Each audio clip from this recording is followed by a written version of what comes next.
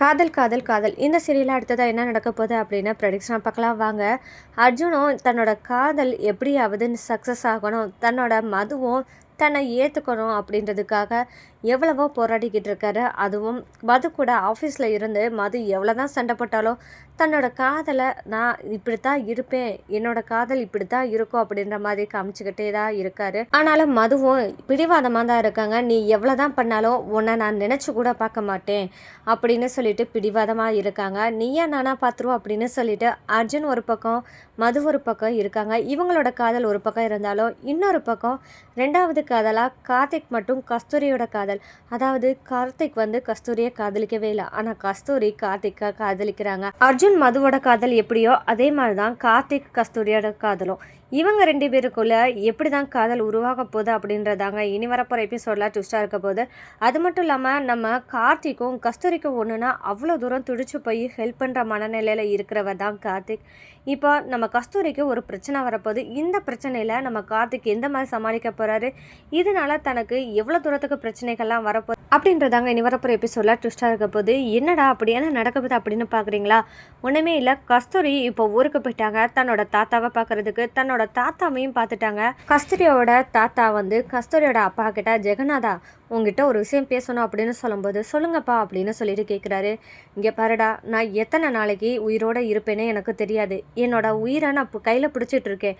இந்த இடத்துல உன்னோட ஒரே பொண்ணு, அதாவது என்னோட பேத்தியான கஸ்தூரிக்கு உன்னோட தங்கச்சி பையனுக்கு, அதாவது என்னோட பேரனுக்கு 2 பேத்துக்குமே கல்யாணம் பண்ணி வைக்கலான்னு முடிவில் இருக்கேன். நீ என்னப்பா முடிவில் இருக்க அப்படின்னு சொல்லிட்டு ஜெகநாதன்ட்ட தன்னோட முடிவை கேட்கும்போது அப்போ தான் கஸ்தூரியோட தாத்தாவும் திரும்பவும் சொல்கிறாரு. இங்கே பட ஜெகநாதா, என்னோடைய இந்த சொந்த பந்தம் முடிஞ்சு போகக்கூடாது. உன்னோடையும் உன்னோட தங்கச்சி அப்படின்ற குடும்பத்தோடையும் 2 பேர் குடும்பமும் ஒன்றா இருக்கணும் அப்படின்றதுக்காக தான், தலைமுறைக்கும் நம்மளோட சொந்தம் தொடரணும் அப்படின்றதுக்காக தான் கஸ்தூரிக்கும் உன்னோட தங்கச்சி பையனுக்கும் கல்யாணம் பண்ணி வைக்கலான்னு முடிவெடுத்திருக்கேன் அப்படின்னு சொல்லிட்டு நீ எடுக்க போகிற முடிவில் தான் இருக்குது ஜெகநாதா அப்படின்னு சொல்லிட்டு கேட்கவுமே இங்கே கஸ்தூரியோட அப்பாவும், அப்பா நீங்கள் சொல்லி நான் கேட்காம இருப்பேனா? சின்ன வயசுலேயே கஸ்தூரிக்கும் தங்கச்சி பையனுக்கும் தானே கல்யாணம் பண்ணி வைக்கலான்னு பேசி வச்சுருந்தது. இப்போ என்ன இருக்குது? நிச்சயதார்த்தம் பண்ணி வச்சிடலாம்ப்பா. நீங்கள் இருக்கிறதுக்குள்ள கஸ்தூரிக்கும் நம்ம தங்கச்சி பையனுக்கும் கல்யாணம் பண்ணி வச்சிடலாம் அப்படின்னு சொல்லிட்டு இங்கே தன்னோட சமாதானத்தை ஜெகநாதன் சொல்கிறாங்க. ஆனால் இவங்க பேசுனது எதுவுமே நம்ம கஸ்தூரிக்கு தெரியாத.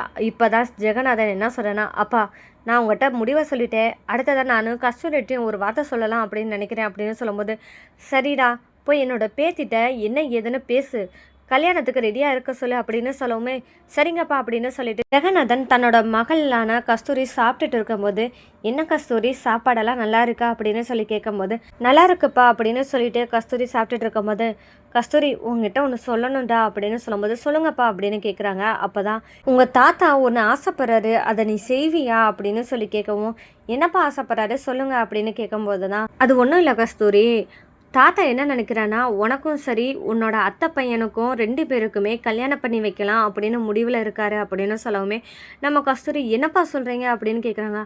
ஆமாத்தா, உனக்கும் சரி உன் அத்தை பையனுக்கும் 2 பேருக்குமே கல்யாணம் பண்ணி வைக்கிறதுல தாத்தா முடிவெடுத்திருக்காரு. என்கிட்ட சம்மதமானு கேட்டார்.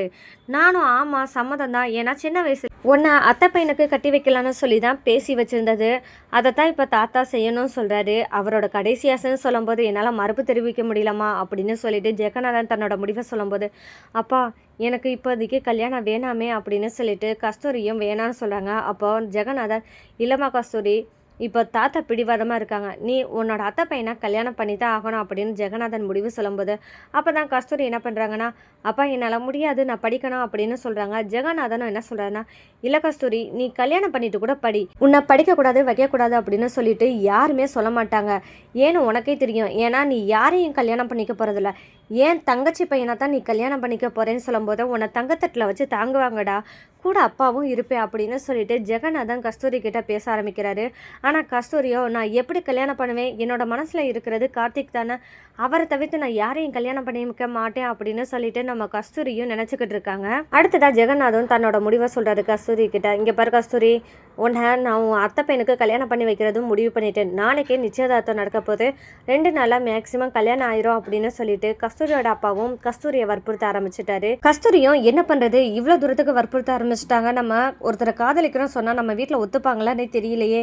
ஏன்னா நம்ம அதுக்கு முன்னாடி கார்த்திக் மனசில் என்ன இருக்குன்னு தெரிஞ்சுக்காம நம்ம வீட்டில் பேசுகிறது தப்புன்னு சொல்லிட்டு கஸ்தூரியும் அங்கேயும் இங்கேயும் ரூமுக்குள்ளே நடந்துக்கிட்டே இருக்காங்க. கஸ்தூரி ஒரு பக்கம் யோசிச்சுக்கிட்டே தன்னோட பிரச்சனையை நினச்சிட்டு இருக்கும்போது நம்ம கார்த்திக்கு நான் ஊருக்கு வந்து சேர்ந்துட்டேன் அப்படின்னு சொல்லிட்டு ஃபோன் கூட பண்ணாமல் இருக்காங்க. இந்த இடத்துல நம்ம கார்த்திக் என்ன பண்ணுறாருன்னா வீட்டுக்கு போனதுமே கொஞ்சம் யோசிக்க ஆரம்பிக்கிறாரு. கஸ்தூரி ஊருக்கு போனாலா என்னன்னு தெரியல, நம்மளுக்கு போனோன்னே ஃபோன் பண்ண சொன்னால் இன்னும் ஃபோன் பண்ணாமல் இருக்காளே, என்ன பண்ணுறான்னு தெரியலையே, கஸ்தூரி போயிட்டாளா அப்படின்னு சொல்லிட்டு நம்ம ஃபோன் பண்ணி பார்ப்போம் அப்படின்னு நம்ம கார்த்திக்கும் கஸ்தூரிக்கு கால் பண்ணுறாரு. கால் பண்ணதுமே நம்ம கஸ்தூரி நம்ம இப்போ தான் நினச்சிக்கிட்டு இருந்தோம், இங்கே கார்த்திக்கே கால் பண்ணிட்டாரு அப்படின்னு சொல்லிட்டு அவர்கிட்ட இதை பற்றி பேசலாமா அப்படின்னு யோசிக்கவும் செய்கிறாங்க. அப்போ தான் கஸ்தூரி ஃபோன் எடுத்ததுமே சொல்லுங்கள் சீனியர் அப்படின்னு சொல்லிட்டு நம்ம கஸ்தூரி கேட்க, என்னாச்சு கஸ்தூரி, ஊருக்கு போனதுமே கால் பண்ண சொன்னேன், ஏன் நீ ஃபோன் பண்ணலை அப்படின்னு கேட்குறாரு. இல்லை சீனியர், வந்ததும் தாத்தாவை பார்த்தேன், தாத்தாவை பார்த்ததுமே எங்கள் அப்பா சாப்பிட சொல்லிவிட்டு அடுத்ததாக இப்போ தான் கொஞ்சம் ரிலீஃபாக இருந்துச்சு, மற்ற எல்லாருமே க்ரௌடாக இருந்ததுனால தான் என்னால் கால் பண்ண முடியல அப்படின்னு சொல்லிட்டு தன்னோட சுச்சுவேஷன் சொல்கிறாங்க கஸ்தூரி. சரி கஸ்தூரி, நீ நல்லபடியாக ஊருக்கு போய் சேர்ந்துட்டியா என்னன்னு கேட்குறதுக்கு தான் கால் பண்ணேன், இப்போ சாப்பிட்டியா அப்படின்னு கேட்குறாங்க. சாப்பிட்டேன் சீனியர் அப்படின்னு சொல்கிறாங்க. சரி கஸ்தூரி, இனி அடுத்து எப்போ சென்னைக்கு ரிட்டர்ன், எப்போ காலேஜுக்கு வருவ அப்படின்ற மாதிரி நம்ம கார்த்திக் கேட்க கஸ்தூரியும் கொஞ்சம் தயங்குறாங்க. அது சீனியர் அப்படின்னு சொல்ல தயங்கும்போது சொல்லு கஸ்தூரி என்ன அப்படின்னு கேட்கும்போது தான், இல்லை சீனியர் நான் என்னால் வர முடியுமானே தெரியல அப்படிங்கும்போது, ஏன் என்னாச்சு அப்படின்னு கேட்குறாங்க. இல்லை சீனியர், நீங்கள் தாத்தாவை பார்க்குறதுக்காக தான் வந்தேன், ஆனால் தாத்தா என்ன சொல்லிட்டாருன்னா எனக்கும் எங்கள் அத்தை பையனுக்கும் கல்யாணம் பண்ணி வைக்கணும்னு சொல்லிட்டு எங்கள் தாத்தாவோட கடைசி ஆசைன்னு சொல்லிட்டு பேசிட்டாங்க. இப்போ என்ன பண்ணுறதுன்னு தெரியாமல் நான் முழிச்சுக்கிட்டு இருக்கேன், எனக்கு இந்த கல்யாணத்தில் விருப்பம் இல்லை சீனியர் அப்படின்னு சொல்லிட்டு கார்த்திக் கிட்ட சொல்கிறாங்க. அப்போ உனக்கு இந்த கல்யாணத்தில் விருப்பம் இல்லைன்னா உன்னோட வீட்டில் சொல்லலாமே கஸ்தூரி அப்படின்னு சொல்கிறாங்க. இல்லை சீனியர், நான் சொல்லி பார்த்துட்டேன், என்னோடய வீட்டில் யாருமே கேட்க மாட்டேங்கிறாங்க அப்படின்னு சொல்லிட்டு கார்த்திக்கிட்ட ஹெல்ப்பும் கேட்குறாங்க. சீனியர் எப்படியாவது என்னை காப்பாற்றுங்க, இந்த கல்யாணத்தில் எனக்கு விருப்பமே இல்லை அப்படின்னு சொல்லிட்டு கார்த்திக்கிட்ட ஹெல்ப்பும் கேட்குறாங்க. கஸ்தூரி கிட்ட கார்த்திக்கும் நீ கவலைப்படாத கஸ்தூரி, நான் இருக்கேன், நான் பார்த்துக்கிறேன் அப்படின்னு சொல்கிறாங்க. அப்புறம் நம்ம கஸ்தூரி ரொம்பவே சந்தோஷமாக இருக்காங்க. எப்படி இருந்தாவது இந்த கல்யாணம் நடக்காது அப்படின்னு சொல்லிட்டு ரொம்பவே ஹாப்பியாக இருக்காங்க. எப்படி இருந்தாவது கார்த்திக்கும் வந்துடுவார் அப்படின்னு நம்பிக்கையோடு காத்துட்ருக்காங்க நம்ம கஸ்தூரி. இங்கே கார்த்திக்கும் யோசிக்கவும் செய்கிறாரு, கஸ்தூரிக்கு எப்படி உதவி செய்யலாம் அப்படின்னு சொல்லி யோசிக்கும் போது தான் அங்கே சரண்யாவும் என்னடா கார்த்திக் என்ன யோசிச்சுட்டு இருக்க அப்படின்னு சொல்லிட்டு பக்கத்தில் பேசுகிறாங்க. அப்போ தான் கார்த்திக்கும் அம்மா கிட்ட பேசலாமே அப்படின்னு சொல்லிட்டு கார்த்திக் சரண்யா கிட்ட எல்லாத்தையும் சொல்கிறாங்க. அது என்னன்னு பார்த்தா, இல்லைம்மா இங்கே கஸ்தூரி ஊருக்கு போயிருந்தா தன்னோட தாத்தாவை பார்க்க, ஆனால் அங்கே போன இடத்துல கஸ்தூரிக்கு கல்யாண ஏற்பாடு பண்ணிக்கிட்டு இருக்கதாகவும், கல்யாணத்தில் கஸ்தூரிக்கு விருப்பம் இல்லைனோ என்கிட்ட ஹெல்ப் கேட்குறாமா அப்படின்னு சொல்லவும், என்னடா கார்த்திக் சொல்கிற, கஸ்தூரிக்கு கல்யாணம் பண்ணி வைக்க வரணும்னு சொல்கிறாங்களா, அதுவும் விருப்பம் இல்லாத கல்யாணம்னா எப்படிடா கஸ்தூரி சம்மதிப்பா அப்படின்னு சொல்லிட்டு கேட்கவும் தான், அதுதாம்மா தெரியல, என்கிட்ட ஹெல்ப் கேட்குறா, நான் எப்படியாவது காப்பாற்றணும் அப்படின்னு சொல்லிட்டு ஹெல்ப் கேட்கும்போது என்ன பண்ணுறதுன்னு தெரியாமல் முழிச்சுக்கிட்டு இருக்கேன் அப்படின்னு சொல்லும்போது, டே கார்த்திக் நீ சொல்கிறதெல்லாம் சரிதான், கஸ்தூரிக்கு உதவி செய்யணும் சொல்கிறதெல்லாம் சரிதான், ஆனால் இப்போ இருக்கிற சூழ்நிலையில் உங்கள் அப்பாவுக்கு நீ இந்த மாதிரிலாம் பண்ணுறேன்னு தெரிஞ்சா ரொம்பவே பிரச்சனையாகும். சும்மாவே அர்ஜுன் பண்ண தப்புக்கு வீட்டை விட்டு வெளியே துரத்திட்டாங்க, இப்போ நீ ஒரு பொண்ணு விஷயத்தில் தலையிட்டு அவளை காப்பாற்றுறதுக்காக நீ கெட்ட பேர் எடுத்துக்கிறவியோன்னு பயமாக இருக்குடா அப்படின்னு சொல்லிட்டு சரண்யா யோசிக்கவும் செய்கிறாங்க. ஆமாம் என்னம்மா இப்படி சொல்கிறீங்க, அந்த பொண்ணு பாவம் இல்லையா, நான் வேற கஸ்தூரி கிட்ட நான் இருக்கேன் கஸ்தூரி பயப்படாமல் இரு அப்படின்னு சொல்லிட்டு தைரியம் சொல்லிட்டேன், இப்போ கஸ்தூரி ரொம்பவே நம்பிக்கையோட காத்துட்டு இருப்பாளேம்மா, அந்த இடத்துல நான் போகாமல் இருந்தால் ரொம்பவே கஷ்டப்படுவாளேம்மா அப்படின்னு சொல்லிட்டு ஒருத்தருக்கு ப்ராமிஸ் பண்ணிவிட்டு எப்படிமா அந்த ப்ராமிஸை காப்பாற்றாமல் இருக்க முடியும். கார்த்திக் இவ்வளோ தூரம் தன்னோட நிலைமையை பற்றி சொல்லவும், சரிடா கார்த்திக் நீ கஸ்தூரியை பார்த்து அவளோட பிரச்சனையை சால்வ் பண்ணிட்டு வா, இந்த மாதிரி சரண்யாவும் கார்த்திக்கிட்ட சொன்னதை கேட்டதுமே கார்த்திக் என்ன செய்யறான்னா காலையில் எழுந்ததுமே கஸ்தூரி ஊருக்கு கிளம்பி போகிறாங்க. கஸ்தூரி பிரச்சனையை சால்வ் பண்ணணும் அப்படின்னு சொல்லிட்டு கார்த்திக் கிளம்பி போனதுமே அங்கே சும்மா இருப்பாங்களா, நீ யார் என்ன ஒரு கொஸ்டின் கேட்டால் அங்கே கஸ்தூரி இவரை தான் நான் கல்யாணம் பண்ணிக்கணும்னு ஆசைப்படுறேன்னு ஒரு வார்த்தையும் சொல்ல போகிறாங்க.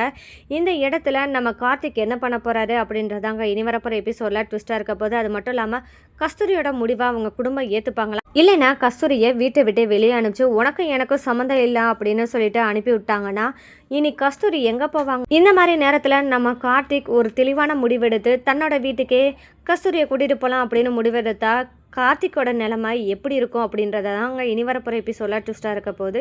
இந்த மாதிரியான சுவாரஸ்யங்களை நீங்கள் தெரிஞ்சுக்கணும் மறக்காம நம்ம சேனலை சப்போர்ட் பண்ணி ஆதரவு தருவீங்க. மீண்டும் சந்திப்போம்.